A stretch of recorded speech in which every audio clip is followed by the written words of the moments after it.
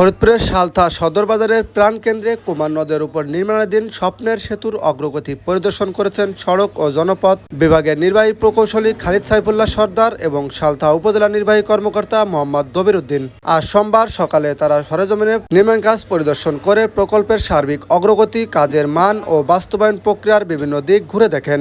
এ সময় সংশ্লিষ্ট কর্মকর্তাদের প্রয়োজনীয় দিক নির্দেশনা প্রদান করা হয় যাতে নির্ধারিত সময়ের মধ্যে কাজ সম্পূর্ণ করা সম্ভব হয়। পরিদর্শনকালে ইউনো দবির উদ্দিন বলেন, আগামী সোমবার সড়ক ও জনপথ বিভাগে জায়গা নির্ধারণের জন্য পরিমাপ কার্যক্রম পরিচালিত হবে। সড়কের পার্শ্ববর্তী জমির মালিকদের উপস্থিত থেকে নিজ নিজ জমির সীমানা বুঝে নেওয়ার জন্য তিনি আহ্বান জানান। তিনি বলেন, উচ্ছেদ অভিযানের সময় যে কোনো ধরনের বিভ্রান্তি বা দাবি দাওয়া সৃষ্টি না হয় সেজন্য আগেভাগেই এই উদ্যোগ নেওয়া হচ্ছে।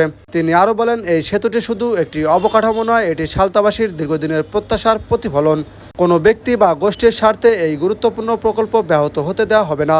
সকলের সম্মিলিত সহযোগিতায় সেতুটি নির্মিত হলে এই অঞ্চলের যোগাযোগ ব্যবস্থার নতুন দিগন্ত উন্মোচিত হবে এবং অর্থনৈতিক কর্মকাণ্ডে গতি আসবে।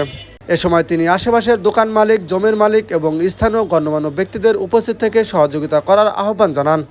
অন্যদিকে সহজের নির্বাহী প্রকৌশলী খালিদ সাইফুল্লাহ সর্দার জানান, প্রায় 14 কোটি টাকা ব্যয়ে 60 মিটার দৈর্ঘ্য ও 10.2 মিটার প্রস্থের আধুনিক এই সেতুর নির্মাণ কাজ শুরু হয়েছে।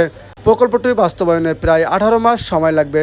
তিনি বলেন, এলাকার উন্নয়নের স্বার্থে সড়ক ও জনপদের অধীনে থাকা অবৈধ দখলকৃত জমি দ্রুত উদ্ধার করা হবে এবং নির্মাণ কাজ নিরবিচ্ছিন্নভাবে এগিয়ে নেওয়া হবে।